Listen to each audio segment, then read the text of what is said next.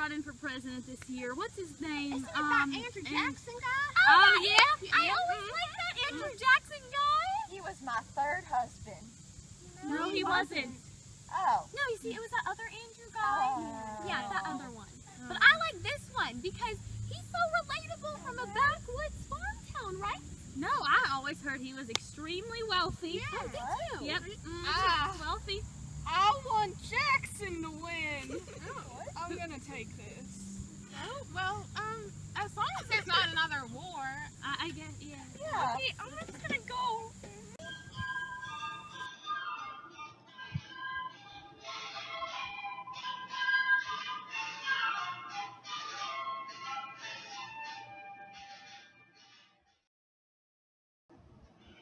The Battle of Lexington and Concord took place on April 19, 1775. A troop of 700 British soldiers was marching towards Lexington with orders to seize colonial weapons. They were met there by colonial Minutemen. Shots were fired and the Americans were forced to retreat because they were outnumbered.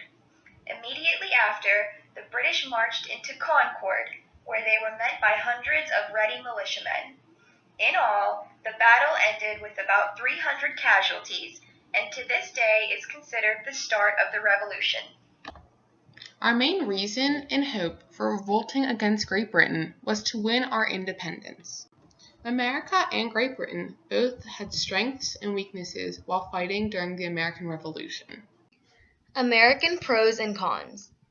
Pros: allies with the French, familiar with the land, high morale, fighting for their home, had the best generals and leaders, only have to outlast the British.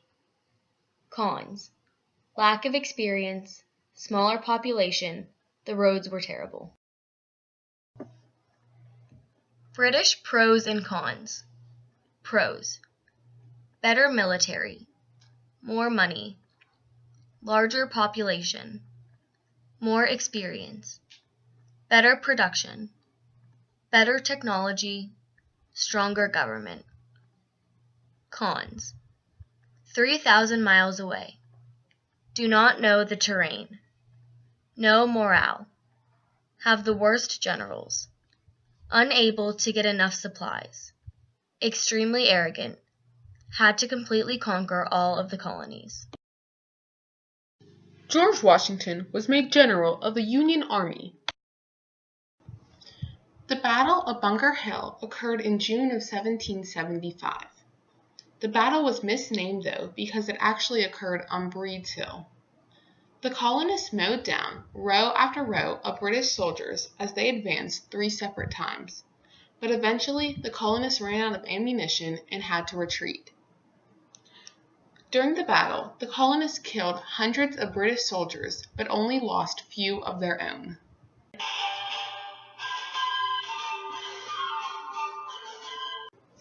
In October of 1775, America tried to conquer Canada. After America tried to take Canada, America took the besieged city of Boston.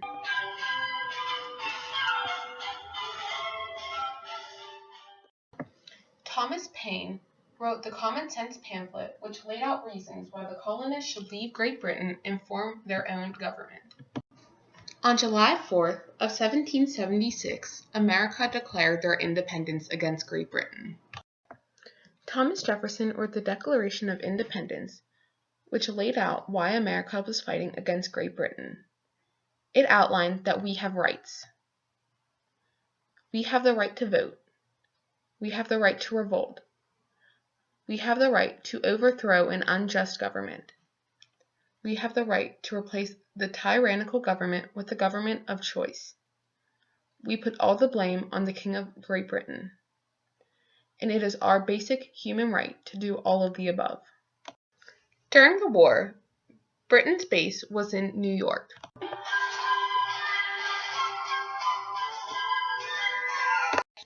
In 1776, Washington was badly beaten at the Battle of Long Island. Washington had a fleet to Pennsylvania. Although General Howe could have crushed Washington's troops, he didn't pursue them. General George Washington crossed the Delaware on December 26, 1776. He needed a victory at Trenton to prevent his soldiers from deserting the army.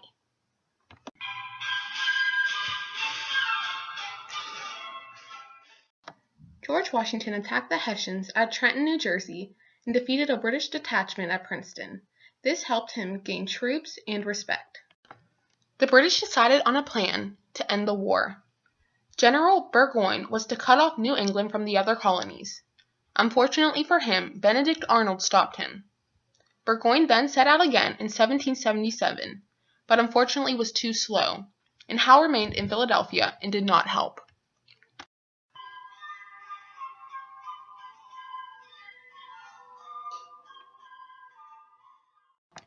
General George Washington spent the winter in Valley Forge with his troops. Later, General Arnold defeated Burgoyne at Saratoga.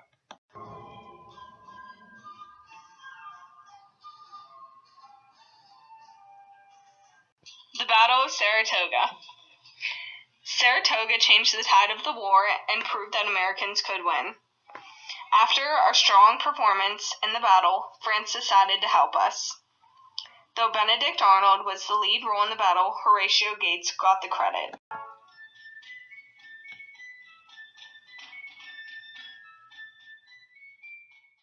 I am dying to get even with Great Britain after what they did to us during the 7 Years' War. But I only want an economic treaty. We love Franklin, so we'll agree to great terms. Agree to fight Great Britain. Just until I get my independence. Or we both agree to stop fighting. Russia will fight with France. Holland will fight with France. España will fight with France. The war in America is now a secondary cause because now we are being attacked by all of Europe. I got it.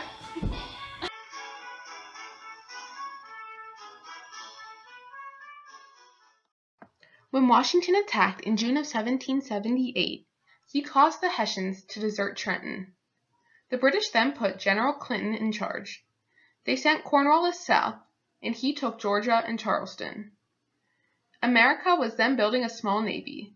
This hurt the British economy and caused merchants to want peace.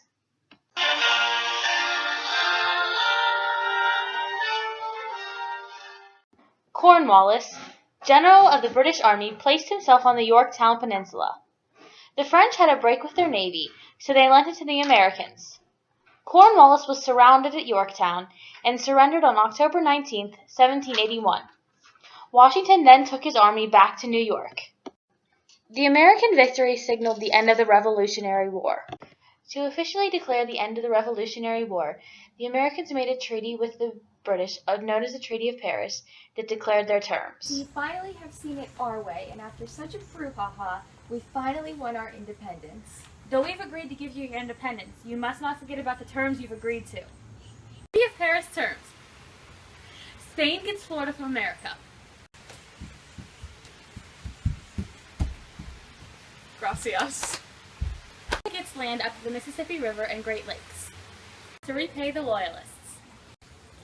They never actually carried out these terms. Americans have to repay British for debts owed. Psych!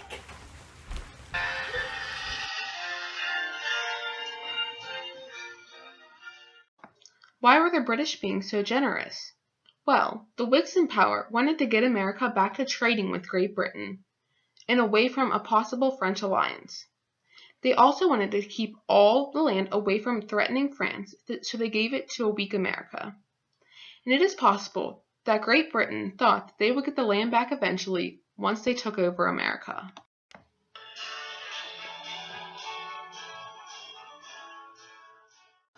In order to avoid war, President Washington sent John Jay to London to negotiate terms. Great Britain agreed to evacuate all U.S. posts and pay damages done to any U.S. ships. Little did Jay know that Hamilton went behind his back and informed the British ambassador beforehand, as he feared another war. Many people were enraged by the treaty and saw it as catering to the British.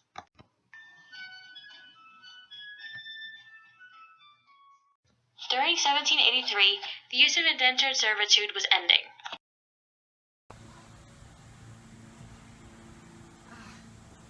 Just what do you think you're doing? I'm not giving you 3 acres a day to slack off.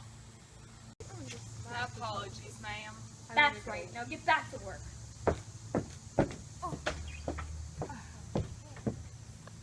During the late 1700s, women were given the job of passing on civic virtue to their children. It was known as Republican motherhood. Ladies! Have a seat. Gentle. Now listen up, girls. Whether you like it or not, I am a Republican mother, and I will install the good Republican values into your heads so that you can do the same to your kids. Gentle, gentle. Now listen. This is the only duty I have that gives me some sense of dignity and importance, so you better memorize this stuff. Dismissed.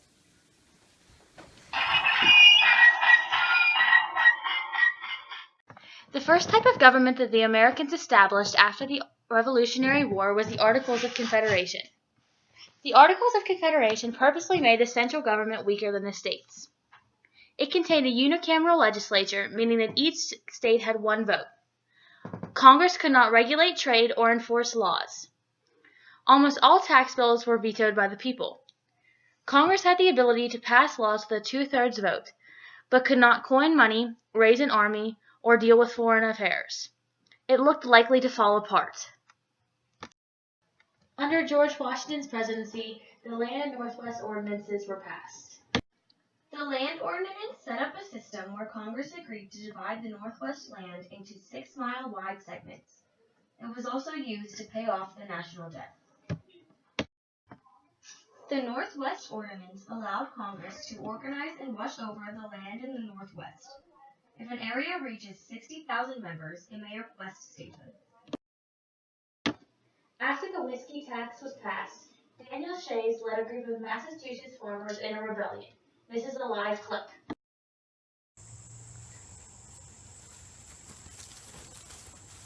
Excuse me, Yes? what exactly is going on? Well, I'm leading a rebellion against the state of Massachusetts. Who are you? I'm Daniel Shays, leader of the Continental Army during the American Revolution. Why exactly are you rebelling? Well, I question the state's ability to levy taxes and collect debts. When I served in the war, those who served were promised money and land for their services.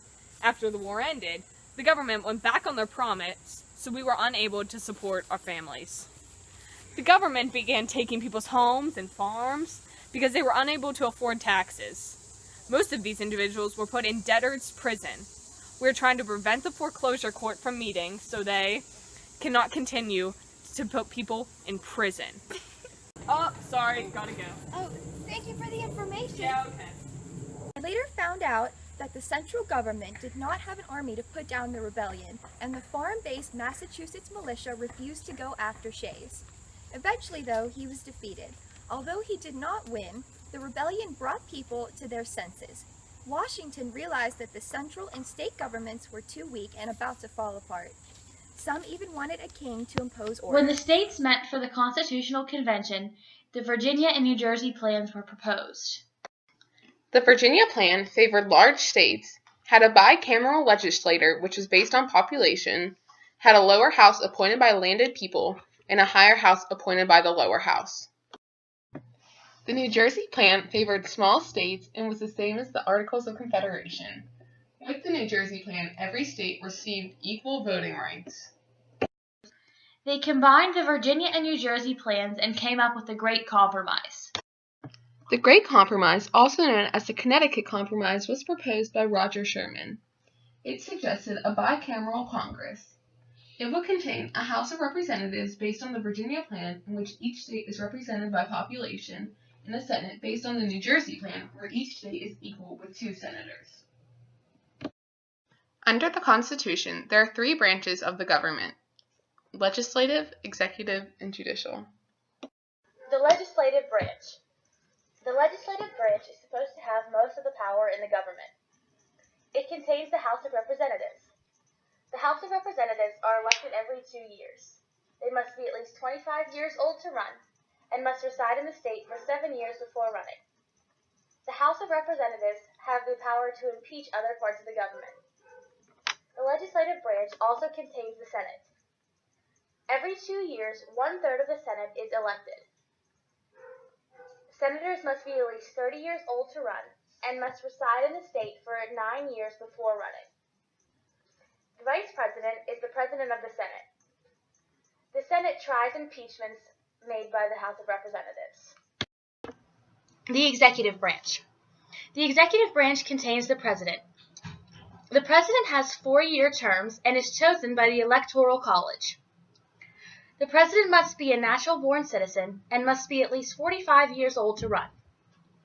The Vice President becomes the President if the President dies. The job of the President is to execute the laws. The President may negotiate treaties, appoint Supreme Court justices, ambassadors, and public ministers. The President gives Congress information on the State of the Union. He is also the Commander-in-Chief of the Army, Navy, and Militia. He has the ability to carry out war. The Judicial Branch. The Judicial Branch contains the courts and has jurisdiction over any matters involving federal laws or laws between states. Some questioned the Articles of Confederation and wanted to establish a new government. They came up with the Constitution. Here's a clip from the constitutional debate. To change something that already works. Is weak and gives too much power to the states. We're supposed to be united as a nation, not a cluster of countries. So you'd rather be like in Great Britain, where the ordinary person has no say. You know well that our document has a bicameral structure. The people are represented in both houses. Federalists, you just want a strong central government to feel bigger. It's almost the 1800s. Don't you want to start a new style of government? No! Can't you see that all of the previous forms have at some point collapsed? A government like this won't last much longer. Your government is too vague. You know that if something is not written in your Constitution, then it is considered legal. Imagine the chaos. Do not trust your own people to act civilized, and in case something does occur, the strong judicial branch will take care of it. Look, you can't amend something that isn't broken. Bottom line. If someone offered you a new, faster horse, even though your current one gets you from point A to point B, wouldn't you take it? Well, yes, but we aren't talking about horses here. We're talking about thousands of Americans' lives. You can't just flip-flop from government to government. Look, the Constitution may not be foolproof. It has flaws, just like the Articles do. But we need to try this for the better of the people, whether they think so or not. If we band together, united as a strong nation, we could easily become a world power, defend ourselves from attacks, and make the United States a land of opportunity. Trust us.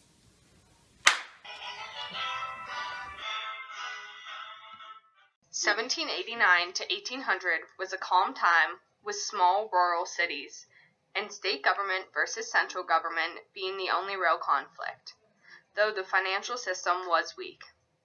Southern slave owners were pounded with the truth that slavery was evil, but they still thought that it was necessary. Finally, the first 6 presidents of the United States have agreed to grace you with their presence. They will give you a short autobiography of their time as presidents. Hi, kids. I'm George Washington. Because I was recognized for my achievements as a general during the Revolutionary War, I became a popular figure in the United States. I was the first and only president to be elected unanimously. Under my presidency, the Bill of Rights was drafted and approved. Yo. It's about to go down. Yo. It's the Bill of Rights. It's the Bill of your rights. Prepare to take your knowledge up to unfamiliar heights. The thrill of your life, just a grind and bite. You're never gonna forget the Bill of Rights. 1. The right to free speech, religion, and press are guaranteed by Amendment 1. 2. Amendment number 2 says that it's true. It's all up to you whether you possess a gun. 3. The government can force you to house and feed a soldier, says Amendment number 3. 4. Amendment number 4, we adore, says without a warrant, your stuff can't be searched or seized. It's the Bill of Rights. It's the Bill of your rights. Prepare to take your knowledge up to unfamiliar heights. The thrill of your life, just like riding a bike. You're never gonna forget the Bill of Rights. 5. Amendment number 5 says that a court can try you with evidence that they've already used. It also says that nobody can make you self-incriminate. You're allowed to stay silent if you choose. 6. Amendment number 6 won't let your criminal clock tick. The rights of the accused continue here. And 7. Amendment number 7 gives you 1 plus 11, a right to a trial by a jury of your peers. Stay with me now. Alright. And, 8. If it's cruel and unusual punishment, it's ruled out by Amendment 8. 9. Amendment number 9 says that the other rights are fine. And 10 gives the rest to the states. Boom! I passed the Judiciary Act, which created the Chief Justice, 5 Associate Justices, the Federal District, Circuit Courts, and the Attorney General. Also, I created the tradition of appointing cabinet members to assist me in specific areas of the government. For example, Hamilton was appointed the Secretary of Treasury and helped regain good financial footing for the United States with his 3-point plan. I didn't sign up for this. I'm the president, for goodness sakes, not an accountant. Perhaps I can help, sir. I, unlike yourself, love finances and whatnot. What seems to be the problem? The economy's in tatters, and I can't let the country fall apart, or my reputation will be ruined. I'll go down in history as the guy who ruined everything. I'm falling apart! Whoa, calm down, sir. I can already feel a plan forming. Just wait. Ah, yes, I've got it. So, the government will assume the national debt, and that doesn't make any sense. We're trying to get rid of it. Can you calm down? I'm trying to figure this out, okay? As I was saying, the government will assume the national debt. Since the government is not a single person, no one will have to pay for it. Then we will place a large tariff on whiskey. But the people hate taxes. We just won a war for it. They're not going to mind if you tell them that it's the only way to fix our broken economy. I am almost done. If you could just wait one moment, you could hear the whole plan and it would make sense. So, to recap, number 1, the government will assume the national debt. Number 2, we will place a large tariff on whiskey. And number 3, we will make a national bank. A national bank? A national bank. Perhaps a national bank could be our always. Yeah, sure. But it would be great. Well, who's the Secretary of Treasury? You are. And who hired me to be the Secretary of Treasury? I did. Right. I'm so glad we have a cabinet. Because of Hamilton's large tariff, which was placed on whiskey, farmers in western Pennsylvania rebelled. This time, unlike Shays' Rebellion, the government was able to stifle the insurrection. The two parties under my presidency were the Federalists and the Jeffersonians. Jeffersonians favored democracy and states' rights, whereas the Federalists favored more power in the central government. The French Revolution took place at the beginning of my second term. Please enjoy this short video documenting the French Revolution. The French Revolution began in 1789, just a few weeks after Washington's second term began. It was viewed well at first, but once the king died and the Reign of Terror began, the Federalists backed off and began to fear that that type of revolution would occur in the United States. The matter became much more problematic when the British began to fight the French. The Americans wondered what they would do now that the French and British were fighting on the open seas. The Americans were also unsure if they should honor their treaty with the French and fight with them. Federalists wanted to take sides with the British because they were a financial power, a big trade partner, and could help the U.S. financially. Washington realized that the United States were still too weak economically to be militarily effective, and passed the Neutrality Act of 1793. This act maintained American neutrality throughout the war and allowed them to trade with both sides.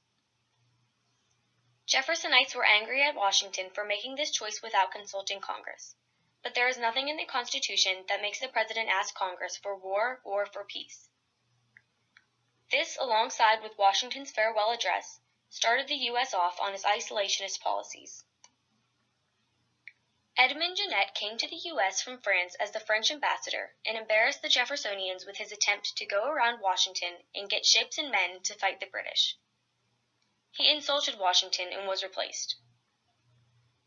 The French never asked the U.S. to fight alongside them and used the Americans much better as a neutral trading partner to supply food to their West Indies. Had the U.S. come to aid the French, then the British would have blockaded the American coast and the U.S. would have been of no use to the French. The Americans stayed out of the war, but the British dragged them into it using illegal tactics.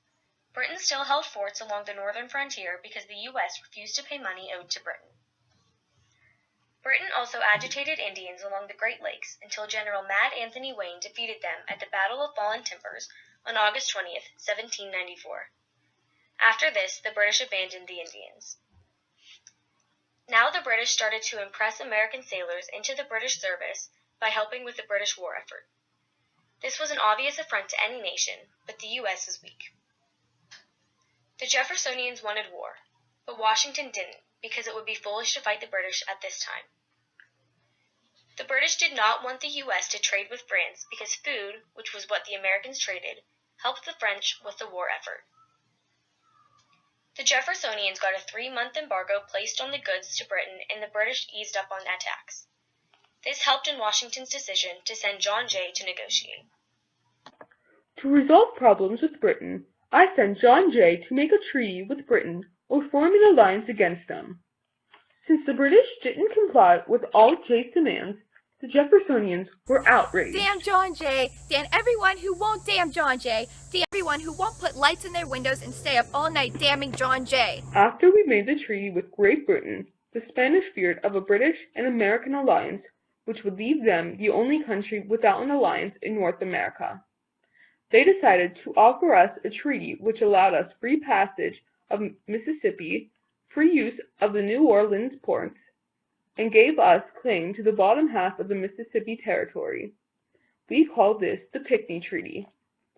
I established a 2-term tradition, but unfortunately left office as an unpopular figure. Hi, kids. I'm John Adams, 2nd President of the United States.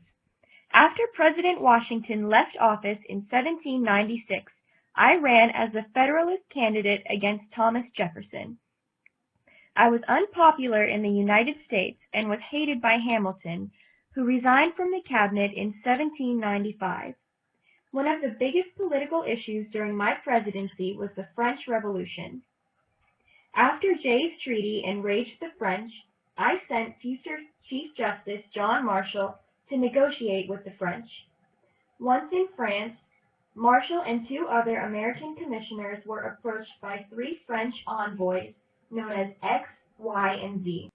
This treaty stated that the United States would pay damage claims to France. Because of this convention, a war between America and France was frustrated. The anti-French attitude after the convention was strong with Federalists. I was persuaded to pass various alien laws, like the Sedition Act. This act violated the Constitution by making the degradation of the government via speech or press illegal. Despite controversies, the Federalist-dominated Supreme Court did not repeal the act. My term ended in 1800 when Jefferson was elected. Hello everyone, my name is Thomas Jefferson. During the election of 1800, I was able to win the South, West, and the state of New York, and therefore became the 3rd President of the United States. When I was elected, it was the first peaceful transfer of power from the Federalist Party to the Republican Party. I was well known for my split personality of being a Republican, but sometimes acting as a Federalist would. Jefferson's Republican actions.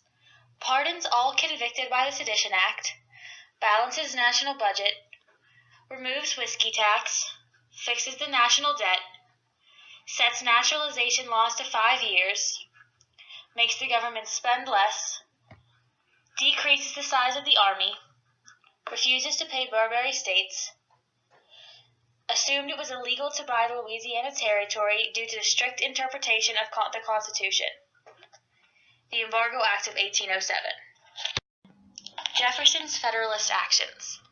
Leaves federalism in office and doesn't hire friends or fire others. Leaves the bank alone because it works and increases the tariff.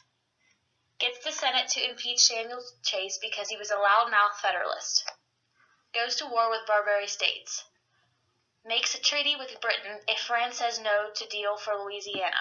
The Federalist Congress, on their way out of office, passed the Judiciary Act of 1801, which created 16 new federal districts.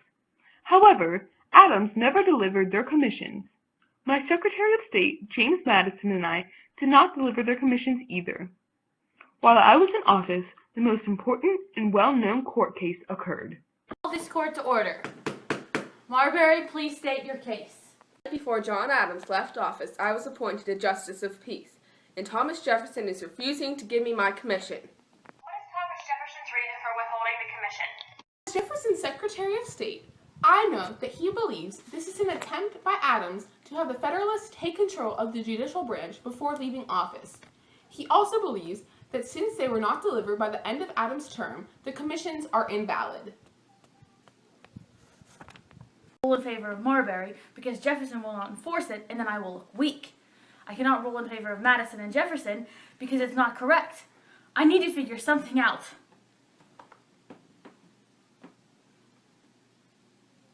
Wait, I have a ruling. The Act of 1789 that allows the Supreme Court to handle this case is unconstitutional. What? What is your reason, Thomas Jefferson, for withholding? I thought it's what is Thomas Jefferson's reason. Oh. Where's Thomas Jefferson in this? My military strategy was to shrink the size of the Army and Navy because I feared a large military. However, this backfired when the barbarian nations attacked the United States and we could not defend ourselves. During my presidency, France attempted to force Spain to give them Louisiana secretively. France was too powerful to be so close to the United States at the time. I was willing to buy Louisiana for $10 million, or I threatened to form an alliance with Great Britain. Eventually, we ended up purchasing Louisiana for $15 million, making it the greatest land deal of all time.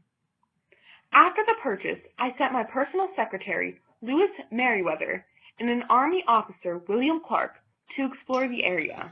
Carried out on Thomas Jefferson, the Louisiana Purchase doubled the size of America overnight. In a revolutionary agreement, France sold not only New Orleans, but also sold the rest of the Louisiana Territory for only $15 million. The money given went straight to paying for Napoleon's wars against Britain, hence the reason they made such a good deal for us. From the Mississippi River to the Rocky Mountains, the Louisiana Purchase was one of the best deals in history. During my second term in office, war broke out in Europe between France and Great Britain. These are known as the Napoleonic Wars. The Napoleonic Wars are the wars fought during Napoleon's reign in France. They began after the French Revolution and ended just after the Battle of Waterloo. During this time, France took almost all of Europe and Great Britain and the seas, though they did fail at conquering Russia. Napoleon led multiple invasions on various countries, but in the end lost the whole empire. My military strategy was to shrink the size of the Army and Navy because I feared a large military. However, this backfired when the barbarian nations attacked the United States and we could not defend ourselves. During my presidency, France attempted to force Spain to give them Louisiana secretively.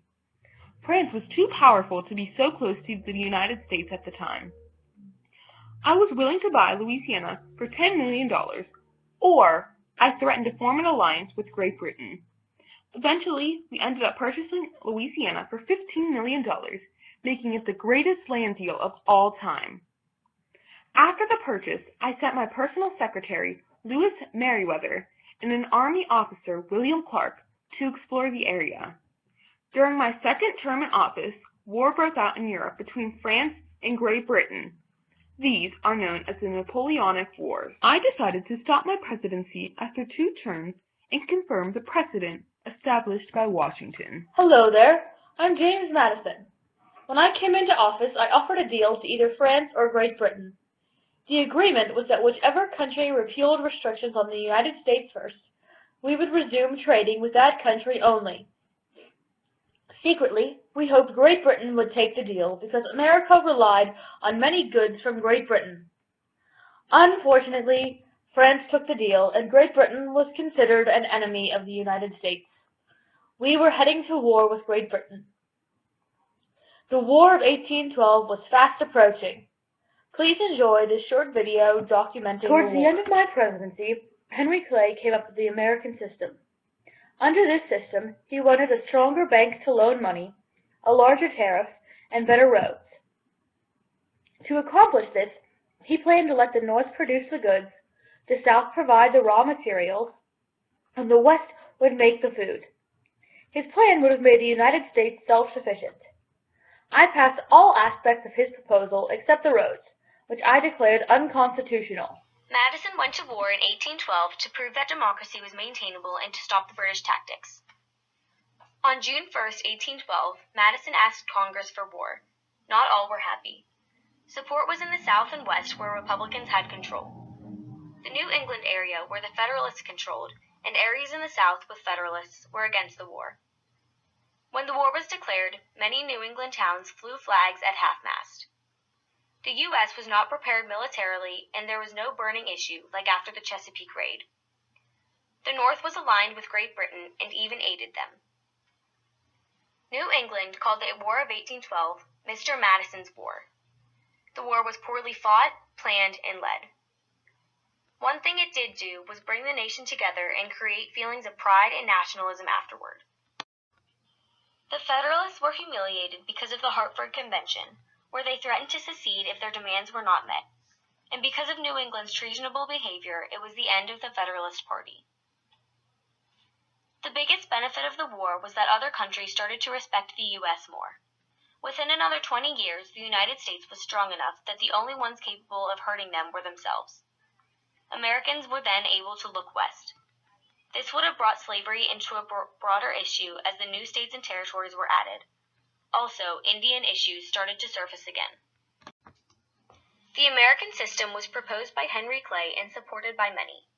It created a stronger bank to loan money, a stronger protective tariff to protect the New England industry, and the money used from the tariff would go to improving the nation's infrastructure with better roads, canals, and railroads. Clay's plan was nationalistic.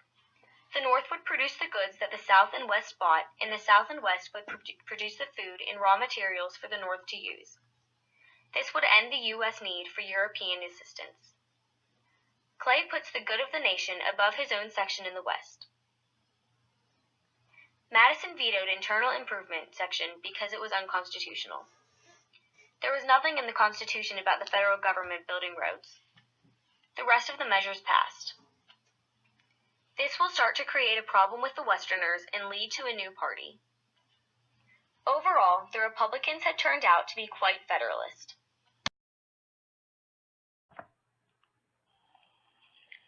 I am James Monroe, the 5th President of the United States of America. I was president during the era of good feelings. This era, though, was not good. In fact, it was a time of political strain. In 1890, the overspeculation of Western banks caused the first ever panic in U.S. history, called the Panic of 1890. This panic caused many foreclosures and also caused the West to hate banks. During the time of my presidency, the North and South wanted to keep the number of free versus slave states equal in Congress. This was the first time that slavery became an issue.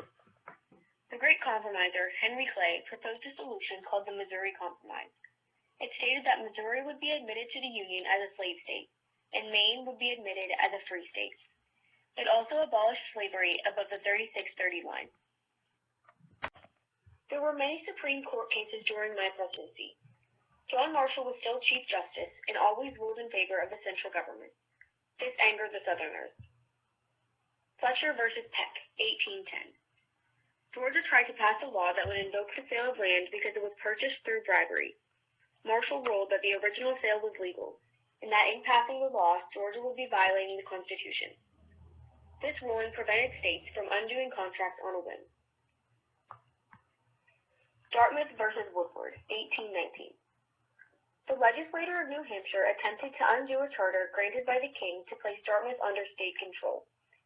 Marshall ruled in favor of Dartmouth and said that New Hampshire could not get rid of a charter without permission from the school. McCulloch versus Maryland, 1819. Maryland attempted to tax the bank. Marshall ruled in favor of the bank because he said that it fell under the necessary and proper clause, so the bank fell under the federal government jurisdiction, and the state did not have the power to interfere. Cohen versus Virginia, 1821. A Virginia citizen wanted to take his case to the Supreme Court, even though it fell under state jurisdiction. Marshall took the case anyway and ruled in favor of Cohen to emphasize the power of the central government. Gibbons versus Ogden, 1824. Gibbons attempted to sue Ogden because he was competition. Even though it should have been handled by the state, Marshall took the case. He said that the states were unable to regulate trade at all. John Quincy Adams was the Secretary of State during my presidency. He was perhaps the greatest Secretary of State in history. By signing the Treaty of 1818, Adams gained access to the Newfoundland fisheries, a joint occupation of Oregon with Great Britain, and he also dealt with the issues of Jackson in Florida. Jackson attacked Spanish forts in Florida without permission from the government. This should have been considered an act of war. Adams saved Jacksonville with the Treaty of 1819. With this treaty, Spain gave Florida to the United States, and also gave up any rights that they had to Oregon. But the U.S. still had to give up rights to Texas and all the land west of the Rocky Mountains. In 1823, European countries planned to send armies to South America to stop the spread of democracy. In the U.S., we wished to aid the spread of democracy and did not want anyone but Spain and Great Britain near South America. And because it would be harmful to trade, Great Britain did not want war with South America.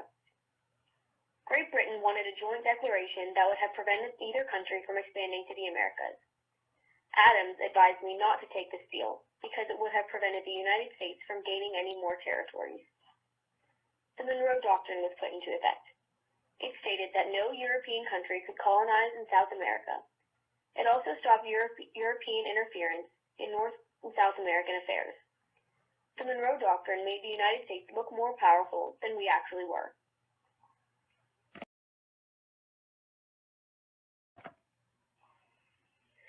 My presidency ended on March 4th, 1825. Hello there.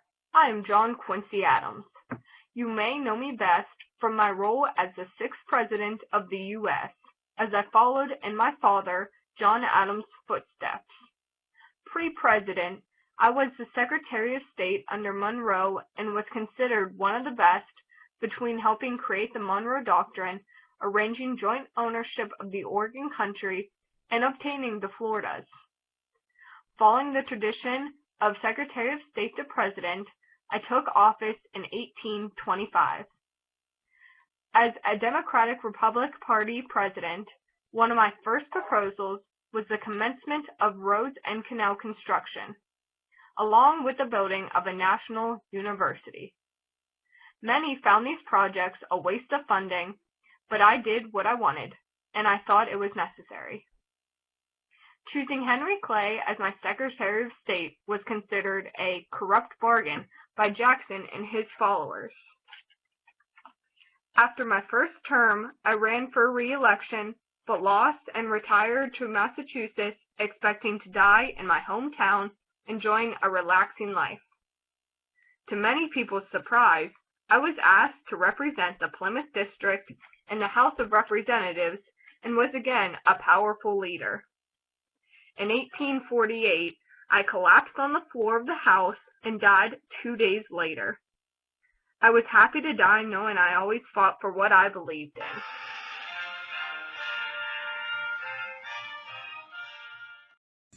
Did you guys hear? The results are in. Andrew Jackson won. Yay! My third husband. He's not even your honey. Oh. Yeah! Who is that? What is she wearing? Isn't that your bonnet? Yeah. Oh my. They wanted no more mothering hand. They knew the time had come for them to take command. It's very clear you're being unfair, King. No matter what you say, we won't go.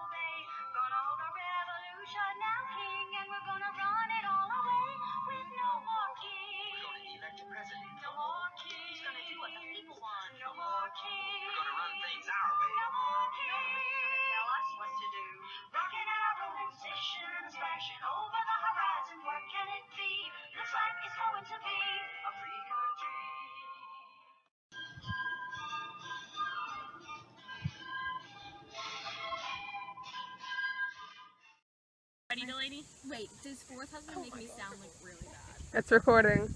Say third. No, say Fine. third or fourth. Third. Fine. Say No. Yes, but I want Jackson to win. Excuse me? Robin! I hope Jackson wins.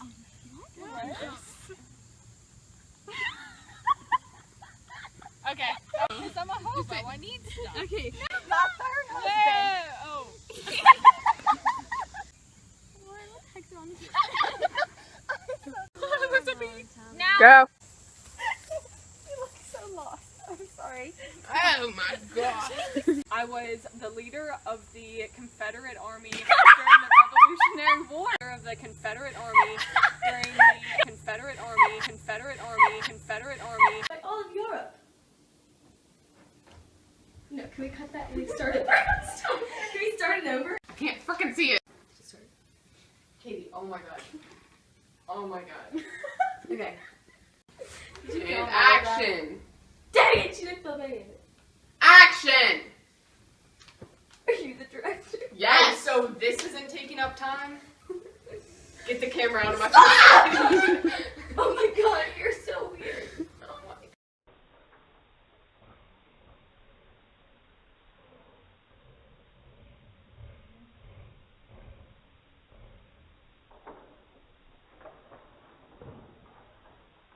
In tatters, and I can't let the country go. So, the government will assume the national debt, and then if you're a person, no one will have to pay for it.